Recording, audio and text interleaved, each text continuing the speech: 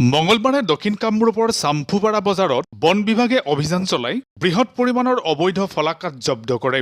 এক গোপন সূত্ৰৰ পম খেদি পশ্চিম কামৰূপ বন সংমণ্ডল প্ৰাধিকাৰী বিষয়া ৰঞ্জন গোস্বামীৰ নেতৃত্বত যোৱা এটা দলে জব্দ কৰে প্ৰায় ৫ লক্ষাধিক টকাৰ মূল্যৰ অবৈধ ফলাকাটসমূহ। আনহাতে বজাৰত বিক্ৰীৰ বাবে অনা কাঠখিনিৰ লগতে ফাৰ্নিচাৰো জব্দ কৰে দলটোৱে। এইটো মানে কি মাল পালে এইখিনি অকাঠি কাঠো আছে আৰু সৰু সৰু চেগুন কাঠৰ তক্তা আছে, ফাৰ্নিচাৰ আছে, শালৰো আছে, কিছু বিভিন্ন স্পেচিছ আছে, অকল এটাই নহয়।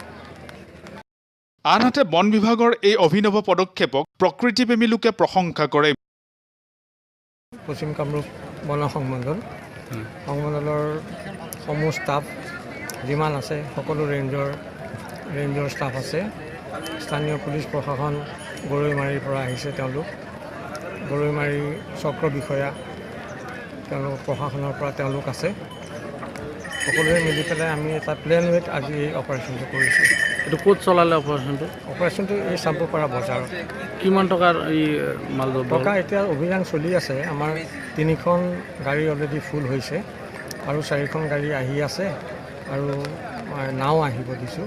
গোটেইখিনি শেষ হোৱাৰ পিছত আমি গম পাম কিমানখিনি কাঠ আমি জব্দ কৰিবলৈ সক্ষম। উল্লেখযোগ্য যে দীৰ্ঘদিনৰ পৰা চোৰাং কাঠৰ ব্যৱসায় অব্যাহত থকা এই ঘাটি উৎখাত কৰা বন বিভাগৰ দলটোত থাকে বন বিষয়া বীৰেন কলিতা আৰু দেৱেন কলিতা।